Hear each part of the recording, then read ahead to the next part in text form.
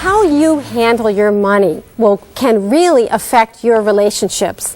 And whether you're planning for retirement or for college, you need to figure out, how am I going to use my money? How am I going to invest my money? Well, as always, I'm so excited to have Ken Butsey back. We call you Mr. Chunky. Now, this has nothing to do with your physique. It's about, you give out such good chunky information. So this is the point in the show where we really want you to get pen and paper, because he's going to give out good specific information. So we're talking about investments today. High risk, low risk, help me. Well, it's the beginning of the year, and one of the things that I find is that people invest in things, but they don't necessarily understand what it is that they're investing in. Right. Okay, so right now we're just coming through a period in the stock markets, for instance, where the markets have been very good. And so some people have been saying, oh geez, should I get in now? Shouldn't I get in now? And they're just not sure. And my number one piece of advice is you should invest in things that you can sleep at night. If you're invested in things and you just don't get it and you're not sleeping at night, probably not a good idea. So even if it's a low return, if you feel comfortable, you feel safe, peace of mind is what you're saying. I think peace of mind's I could buy into that. Incredibly important. Right.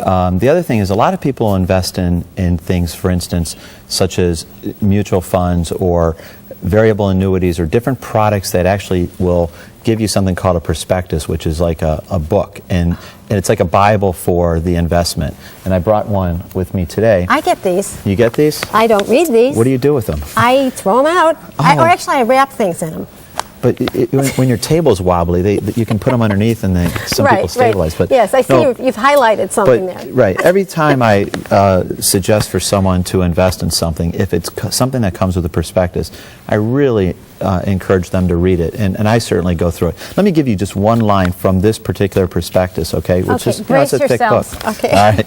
The fund seeks to meet its objective by investing at least 80% of its assets in equity securities and commodity-linked derivative instruments that provide exposure to the natural resource sector, as well as fixed income securities. Okay, what?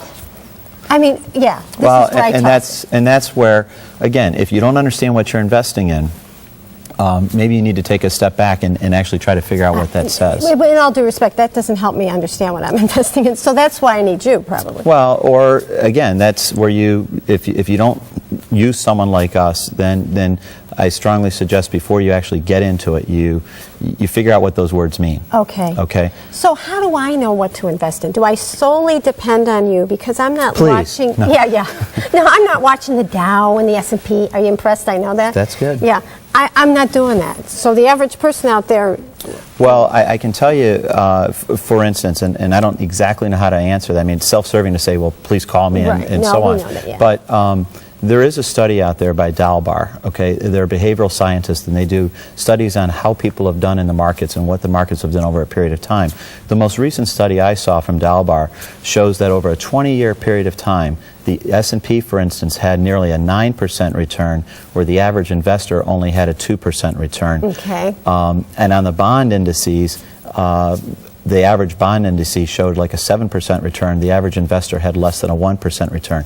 So clearly, people are not performing as well, at least the people that participated in their study, as well as the market. So what's going on? Are they? Yeah. So right now we have a market that has been very good since September.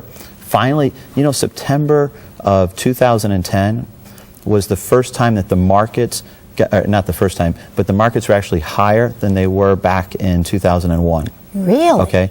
So we're only just slightly higher than we were back in 2001. Now, since that time, we've had a number of ups and a number of downs below that. Right. But had you just bought something in 2001 that was in one of these indices and waited till now, you're probably not that much further ahead than you were back then. So it's knowing when to get in and when to get out, right? Kind of. Hopefully, yeah, and have a discipline within it. There's all kinds of risk out there. For instance, just hoarding cash is risky. What happens if inflation goes up? Well, sure. What happens if they change the tax code? There's risk there. So it's really a combination of understanding the investments you're in and understanding the risk that is associated with that investment. And to help me understand, there's you. So if you know you want to invest in something and you're just not sure what, you're not sure what your risk is, you might want to give Ken a call at 216-751-4229 or go to Ken's website at integrityfirstplanners.com. As always, great information. Got to have you back because we got to keep learning. Thank you. Thank you for being here. Stay tuned because Ask Coach Kathy's coming up next. Coming up, Kathy helps analyze and accessorize a woman who hates to stop and shop. See what advice Kathy has in store. And next week, it's Valentine's Day. We'll share several sweet suggestions for romancing your mate next week on Can You Relate with Kathy Dawson.